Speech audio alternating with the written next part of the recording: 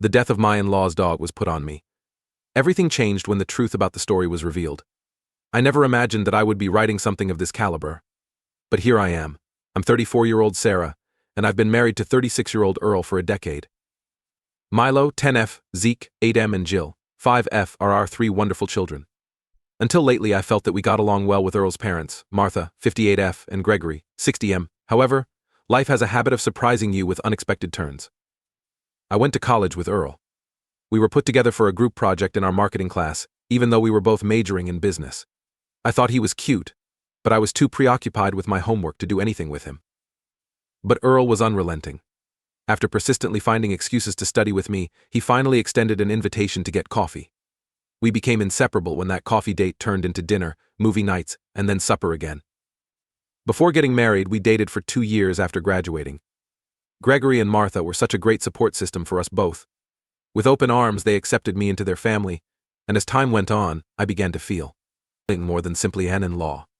I really do belong in the family. I can still clearly recall our initial meeting. As is customary in his family every Sunday night, Earl had invited me to join him for supper. I was anxious, but Martha embraced me warmly and made me feel comfortable right away. Gregory told jokes all night long. I had the impression that I had known them for years by the conclusion of the evening. Martha was the first person I phoned after my own mother when Earl and I became engaged. She burst into happy emotions and got right into discussing the details of the wedding. She and my mother developed into a formidable team when it came to wedding planning, and without them, the day would not have been nearly as wonderful. Gregory and Martha remained very much a part of our life even after we were married. Every time one of May, our children was born, they were there to support us and always had a homemade lunch or a helping hand. Martha offered to keep Milo 2 days a week when I returned to work following my maternity leave, which allowed us to save money on nursery expenses. It was a very kind offer that made it possible for me to gradually get back into work without having to worry about Milo. Before Earl received a significant promotion at work approximately 6 months ago, our lives were rather routine. He's now a regional manager, which is fantastic for his work but necessitates a lot of travel.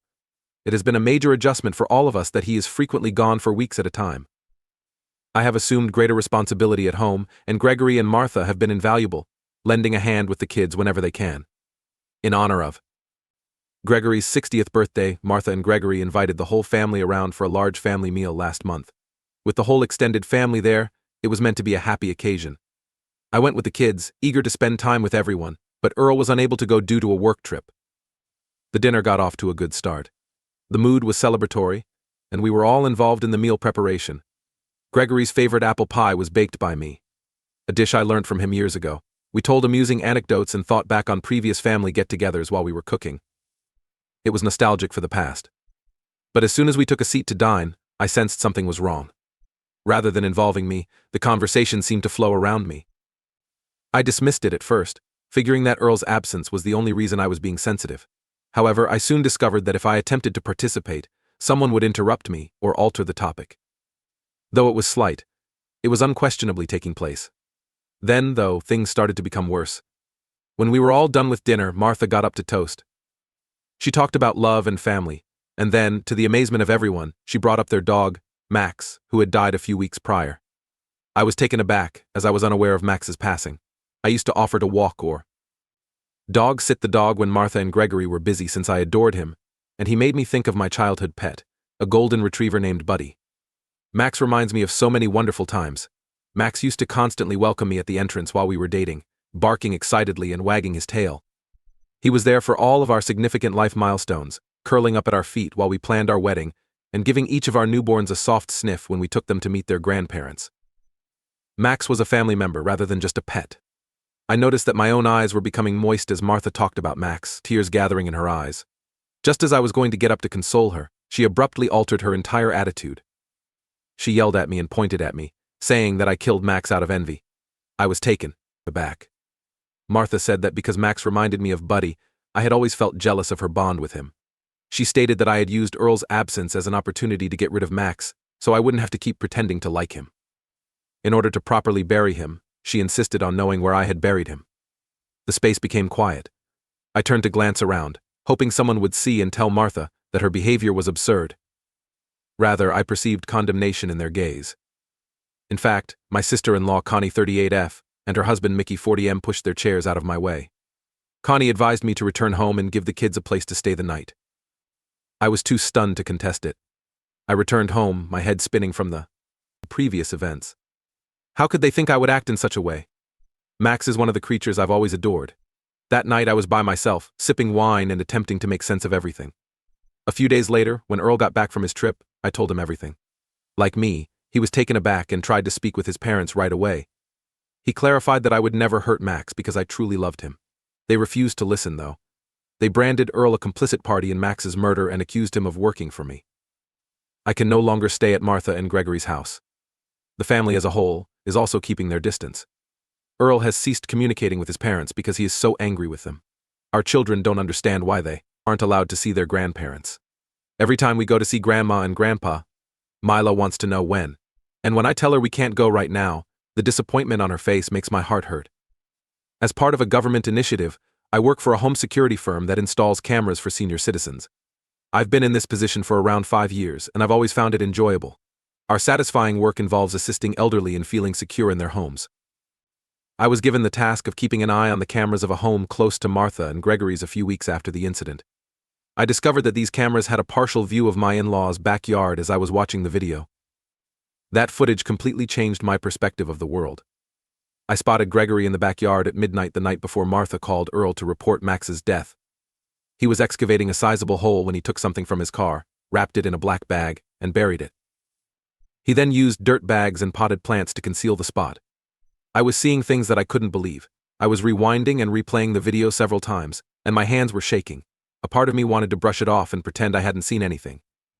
However, I knew that wasn't possible, and it had to be revealed. After I showed Earl the video, he urged that I tell Martha this information.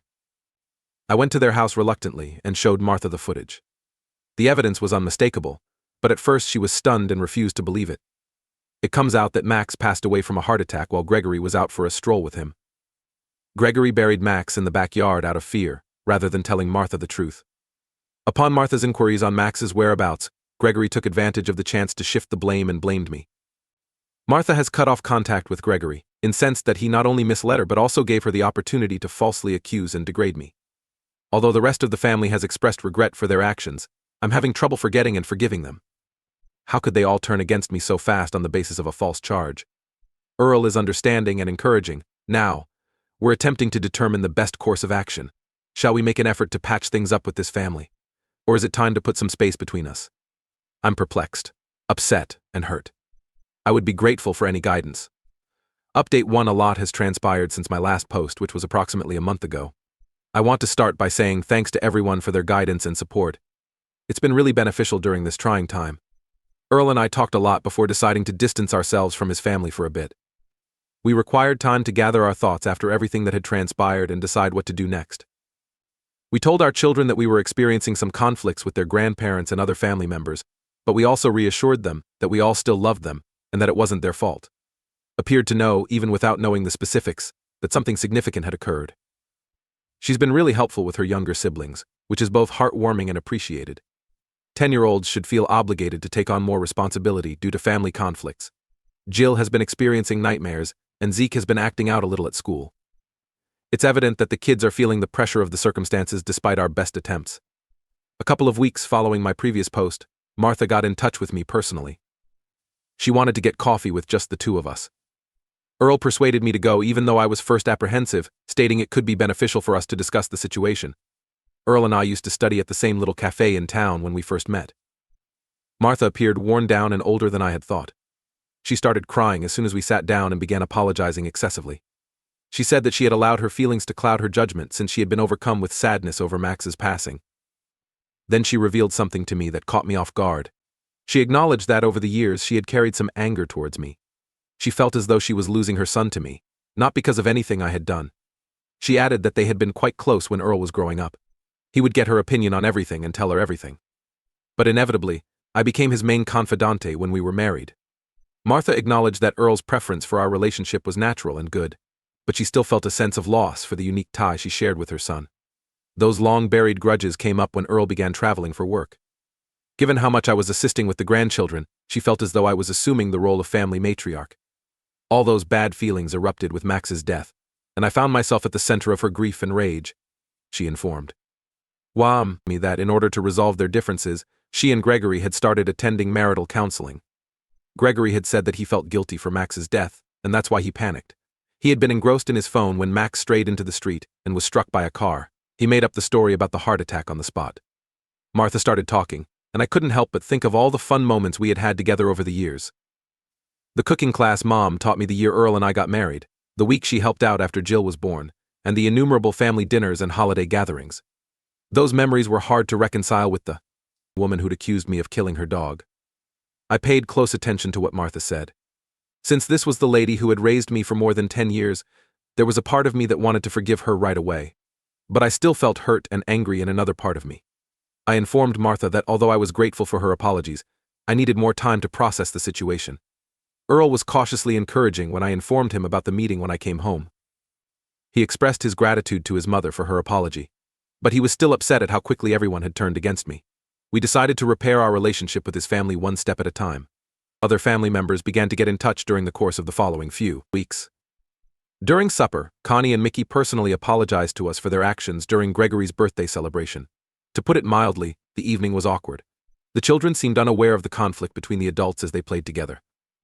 Connie clarified that she had been engrossed in the celebration at the time, and that, looking back, she had seen how baseless the charge against me had been. Mickey did not say anything, but when we got to the dinner table he did apologize. Alex, 32M, Earl's younger brother, who wasn't present at the party, contacted to apologize for accepting the accusations without first speaking with us. He acknowledged that he had heard the information from Connie indirectly and had made snap judgments, without fully understanding the situation. I wasn't surprised by Alex's response because he's always been a little impetuous, but his apologies seemed sincere. But Gregory hasn't communicated much. Earl has spoken with him on the phone a few times, but Gregory doesn't appear to want to talk to me face to face. Martha claims he's having guilt issues about the entire thing. I feel bad for him because I can't fathom how difficult it must be to keep such a secret. However, a part of him is still upset over how his life turned into a major family dispute. Regarding our children, we have begun permitting visits under supervision from Martha and Gregory. We are taking our time, ensuring that the children feel at ease and that there is no conflict when we are all together. A nearby park served as the neutral site of the first meeting. We didn't do much, just an hour of fun and ice cream afterwards. The children were ecstatic to meet their grandparents, and Martha and Gregory behaved well, giving the children lots of love and tiny presents. And certain days are more difficult than others. Sometimes I can still feel the pain of remembering how fast they all turned against me. However, we're attempting to move past this and reestablish trust one day at a time. Long-term changes in our family dynamic remain to be seen, but I remain cautiously optimistic. Again, I want to thank you all for your help. If there are any noteworthy developments, I'll provide another update. Update 2 after a further month. I wanted to provide you all with an update regarding our family's circumstances. Things have been intricate. The supervised visits between our children and Gregory and Martha have continued. These have gone smoothly for the most part.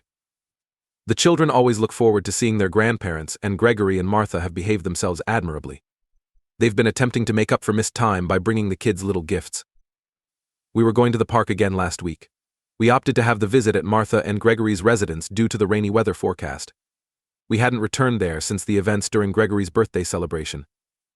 Entering their home brought back a plethora of memories, both happy and unhappy. The swing set that Gregory had built for them years earlier was the first thing the kids ran to play on in the backyard. Martha was preparing some munchies in the kitchen when Earl and I struck up a conversation. It was said that Gregory was at a doctor's visit. I could not help but notice Martha's aging appearance while we conversed. It was obvious that the tension of the last few months had worn her down. Out in the backyard, we heard Zeke bellowing abruptly. When we all ran outside, he had a little, filthy collar in his hand. Max's collar was on it. Zeke had discovered Max's grave while excavating in the same flower bed where Gregory had buried him. Martha started crying, and the children became worried and bewildered. While I was attempting to soothe Martha, Earl brought the children inside. Amid all of this mayhem, Gregory returned home. His reaction upon seeing the scene in the backyard was a mixture of resignation, guilt, and disbelief. Earl and I had a lengthy conversation that evening after we had returned home and put the kids to bed. Gregory hadn't buried Max properly. We were both angry that he'd left his collar where our kids could discover it. All of the previous hurt and rage returned. We chose to distance ourselves from Earl's family even further. We've put a temporary stop to the visits, telling the kids that Grandma and Grandpa need time to deal with some adult issues. Although they appeared to comprehend, they were disappointed. Ever the observant one, Milo inquired as to if it had anything to do with the collar Zeke discovered. We had no intention of lying to her. We then gave a brief explanation, saying that everyone had felt a little depressed after discovering the collar, and that we all needed some time to work through those emotions. All of this has also resulted in some personal ramifications for me. When my coworkers learnt about the security footage incident, there was some discussion about whether I was abusing my position by seeing film unrelated to my mission. Although my supervisor has been supportive, I'm concerned about how this may affect my employment in the long run. To add to the confusion, yesterday I ran into Martha at the grocery store. To put it mildly, it was uncomfortable. She attempted to apologize once again for all that had transpired, but I was unable to fully interact with her. I suppose the pain is still too fresh. I eventually came up with an explanation and left the store without purchasing anything I wanted. I'm thinking of going to family counseling with Earl so that we can all work through what's happened. We want to make sure that this family conflict doesn't have a negative impact on our children. Since discovering the collar, Zeke has had difficulty falling asleep, and Jill has been particularly clingy lately. Even Milo, who is normally unaffected by anything, has been less talkative than normal. Regarding Martha and Gregory, yesterday Earl had a phone conversation with Martha. She says she and Gregory never really processed their loss of Max, and that she is heartbroken over what transpired with his collar. They are investigating grief counseling for pets. Gregory, though, has taken a step backward. Martha claims he's so overcome with shame and guilt that he's hardly talking to anyone. I feel terrible for him in part. However, a part of him is still upset over how his falsehoods caused a major family dispute. We are proceeding day by day. We are currently concentrating on our children and our family's healing. We don't know how our connection with Earl's family will develop in the future, but we do know that taking care of ourselves must come first. Again, I want to thank you all for your help and guidance. Having a space to discuss these modifications and get input is incredibly helpful. If anything significant happens, I'll update this post. Update 3: I haven't given you an update in around 6 months, and I wanted to offer my final reflections on the whole thing. We made the decision to go to family counseling following the event involving Max's collar. For all of us, but especially the kids, it has been really beneficial.